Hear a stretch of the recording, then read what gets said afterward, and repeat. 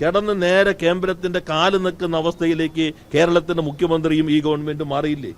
PM ശ്രീൻ ഇപ്പോൾ ഏതായാലും മുന്നോട്ടാണ് എന്നുള്ളതാണ് UDF കൺവീനർ വ്യക്തമാക്കിയിരിക്കുന്നത്. അതിന് കാരണം പറയുന്നത് LDF ഒപ്പിട്ടു എന്നതാണ് അതിന് കാരണമായി പറയുന്നത്. അങ്ങനെയാണെങ്കിൽ രാജിവെച്ചിട്ട് LDF തന്നെ ഭരിക്കട്ടെ എന്ന് പറഞ്ഞാൽ മതിയല്ലോ.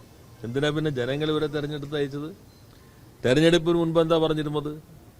ഒപ്പിടാതിരിക്കുന്ന ഏത് സാഹചര്യമാണ് ഉണ്ടായത്? ഞങ്ങൾ വന്നാൽ ഇത് അറബിക്കടലിൽ വലിച്ചെറിയും. RSS അജണ്ട നടപ്പിലാക്കാനായിട്ടുള്ള രഹസ്യധാരണ പ്രധാനമന്ത്രിയെയും ആഭ്യന്തരമന്ത്രിയെയും അന്നത്തെ മുഖ്യമന്ത്രി ശ്രീ പിണറായി വിജയൻ കണ്ടതിന് ശേഷമാണ് ഒപ്പിട്ടത്. ഇതൊക്കെയായിരുന്നു അന്നത്തെ പ്രസ്താവന.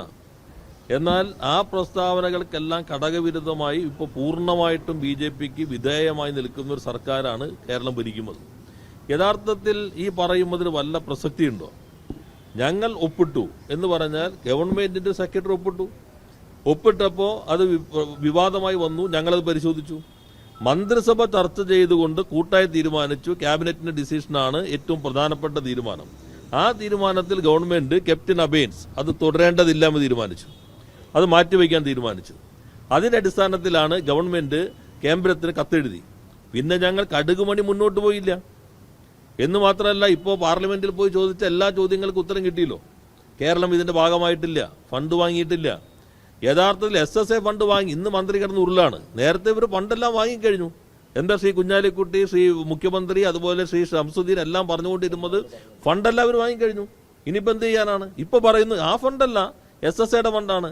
SSAയുടെ ഫണ്ട് വാങ്ങിക്കഴിഞ്ഞാൽ പോലും പിന്നീട് വിദ്യാഭ്യാസ അവകാശ നിയമവുമായിട്ട് തമിഴ്നാടിനോടൊപ്പം കേരളത്തിന് ഫണ്ട് കിട്ടിയപ്പോൾ SSAക്ക് കൊടുത്ത ഫണ്ട് കൂടി വെട്ടിക്കുറച്ചിട്ടാ മതി.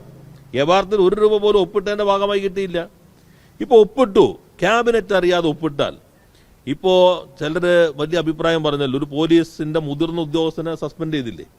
എന്താ കാര്യം പറയണത്? മുഖ്യമന്ത്രി ഗവൺമെന്റ് പറഞ്ഞു ചിലർ എഴുതി ഇത്രയും വിധേയത്വം പാടോ? അപ്പൊ നിങ്ങൾ നടപടി സ്വീകരിക്കണം. ക്യാബിനറ്റ് അറിയാതെ ഒപ്പിട്ട ഏത് ഉദ്യോഗസ്ഥൻ, ആ ഉദ്യോഗസ്ഥനെതിരെ ഞങ്ങൾ നടപടിയെടുക്കും. ക്യാബിനറ്റ് അറിഞ്ഞിട്ടില്ല. ക്യാബിനറ്റ് അറിയാതെ ഏത് ഗവൺമെന്റ് ആണെങ്കിലും മന്ത്രിസഭയുടെ തീരുമാനമില്ലാതെ എവിടെ നിന്ന് കിട്ടി? അതുകൊണ്ട് ഞങ്ങളിതാ നടപടിയെടുക്കാൻ പോകുന്നു. ആ നടപടി എടുക്കുമെന്ന് ഞങ്ങൾ കേന്ദ്രത്തെ അറിയിക്കും. ഞങ്ങൾ 1 ഇഞ്ച് മുന്നോട്ട് പോവില്ല എന്ന് പറയേണ്ടതിന് പകരം ഏറ്റവും കുറവ് എവിടെയാണോ കേരളം നിന്നിരുന്നത് അവിടെയെങ്കിലും നിൽക്കുന്നു പറയണ്ടേ? അതിന് പകരം നേരത്തെ പറഞ്ഞ പോലെ മുട്ടിന് നിൽക്കാൻ പറഞ്ഞപ്പോഴേ അടിയന്തരാവസ്ഥ പറഞ്ഞല്ലോ. കിടന്ന് നേരെ കേന്ദ്രത്തിന്റെ കാല് നിൽക്കുന്ന അവസ്ഥയിലേക്ക് കേരളത്തിന്റെ മുഖ്യമന്ത്രിയും ഈ ഗവൺമെന്റും മാറിയില്ലേ? ഇവരെന്താ ഇത് നടപ്പിലാക്കിയില്ല എന്ത് സംഭവിക്കും? ഞങ്ങൾ അന്നൊരു മന്ത്രിസഭ ഉപസമിതി ഉണ്ടായിരുന്നു. ഞങ്ങൾ കണ്ടിരുന്നത് നിയമപരമായിട്ട് നിൽക്കില്ല. ഏതെല്ലാം കാര്യങ്ങൾ വേണം. ക്യാബിനറ്റ് ഡിസിഷൻ ഇല്ല, MOU ആണ്, മെമ്മോറണ്ടം ഓഫ് അണ്ടർസ്റ്റാൻഡിംഗ് മാത്രമാണ്, എഗ്രിമെന്റ് ഒന്നുമല്ല. എന്താ ഇവർ നടപ്പിലാക്കില്ല? ഞങ്ങളിതാ ഈ കഴിഞ്ഞ ഗവൺമെന്റിന് ഇവർക്ക് കുറെ കൂടി ആധികാരികമായിട്ട് പറയാലോ. മന്ത്രിസഭയുടെ അംഗീകാരം ഇല്ലാതെ ഒപ്പുവെച്ചു, ആ ഉദ്യോഗസ്ഥരെ ഞങ്ങൾ നടപടിയെടുക്കാൻ പോവാണ്, ഞങ്ങൾ ഇതുമായിട്ട് ഇഞ്ച് മുന്നോട്ട് പോയില്ല. ഇവരെന്താ മൂക്കിൽ വലിച്ചു കിട്ടുമോ? ഇവരെന്താ പിരിച്ചുവിടോ? 59 EMS ഗവൺമെന്റിനെ പിരിച്ചുവിട്ട പോലെ നിങ്ങൾ MOU നടപ്പിലാക്കിയില്ലെന്ന് പിരിച്ചുവിടോ? തട്ടല് വേണം. തെരഞ്ഞെടുപ്പിന് പ്രതിപക്ഷത്തിരിക്കുമ്പോൾ പെടുന്ന വെല്ലുവിളിച്ചാൽ പോരാ, ഭരിക്കാനുള്ള നട്ടല് വേണം. പറഞ്ഞ നിലപാട് ഉറച്ചു നിൽക്കാനുള്ള അത് കാണിക്കേണ്ടതുണ്ട്. അതിന് പകരം പൂർണ്ണമായിട്ടും BJPക്ക് വിധേയമായിരിക്കുന്നു.